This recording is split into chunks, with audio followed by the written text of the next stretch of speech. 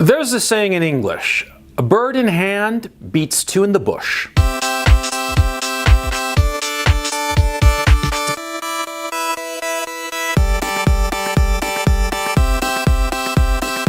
It basically means that when you are winning, when you are ahead, don't try to get more.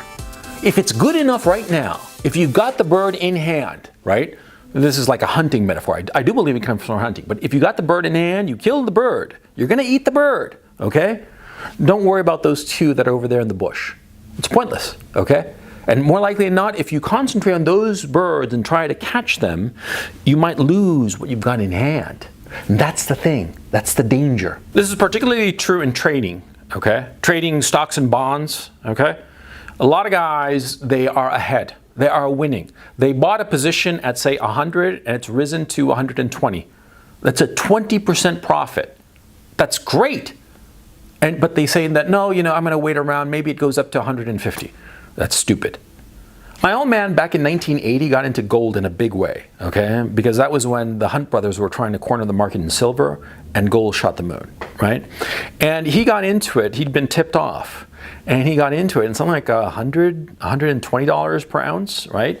And I remember it. He brought home like this huge box. I mean, it was like this big box of like Krugerrands, right?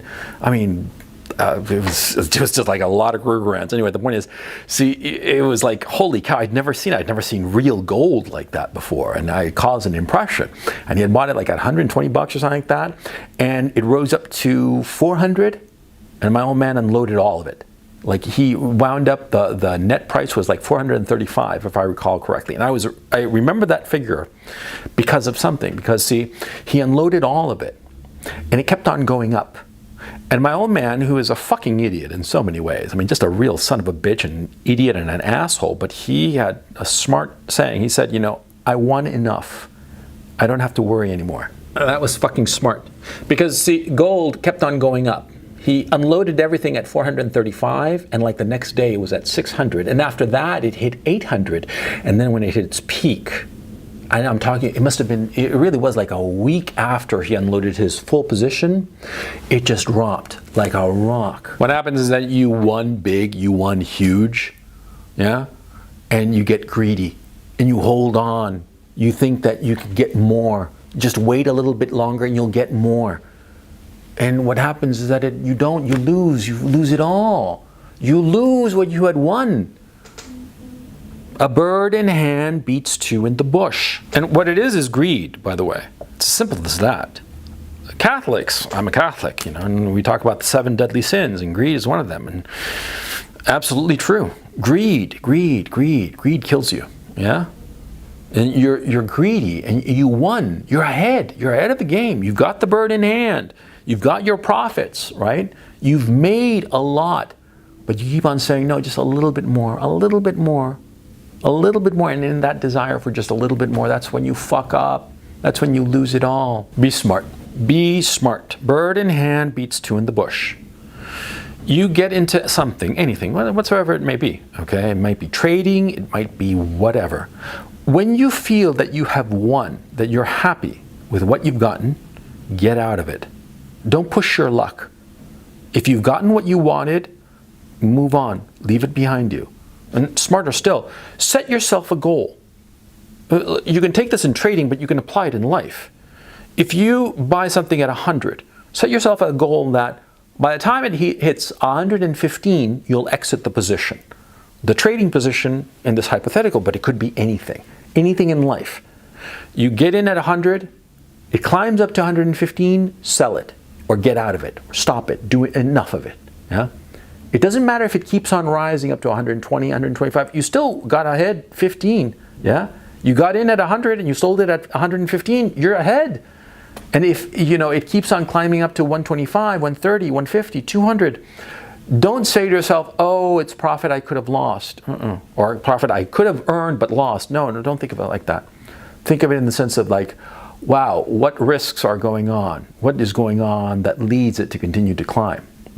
But don't begrudge the fact that you are ahead. It's understandable when you get out of something at, say, 115, it keeps on going up, it hits 200, and you're saying, oh, I should have stayed. It's understandable. But think of yourself at the time that you got out. Was it a smart move to get out? Did it seem logical, reasonable? If at the time, with the information you knew at that time, it was reasonable, then fine. I've told you guys about Bitcoin, right? Bitcoin, yeah, I had the opportunity to get into Bitcoin way back in 2011 at peanuts, at real chump change, okay?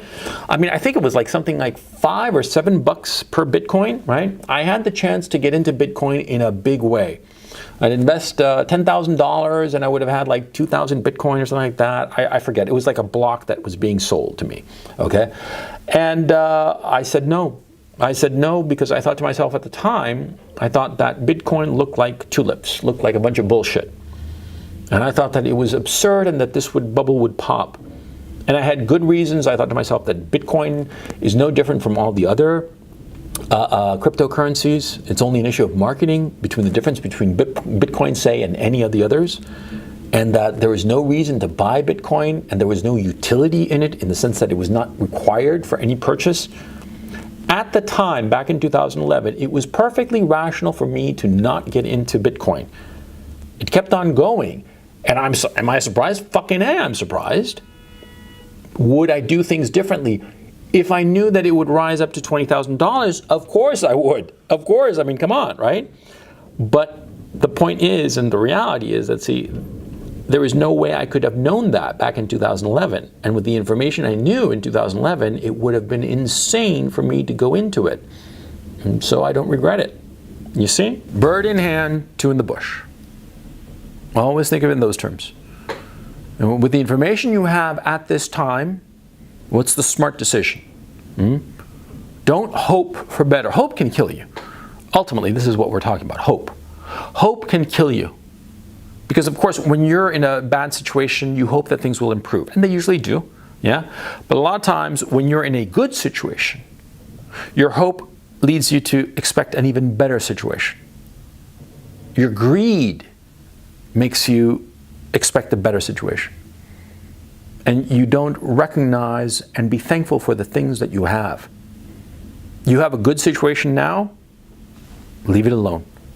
Be smart, be smart. Bird in hand beats two in the bush.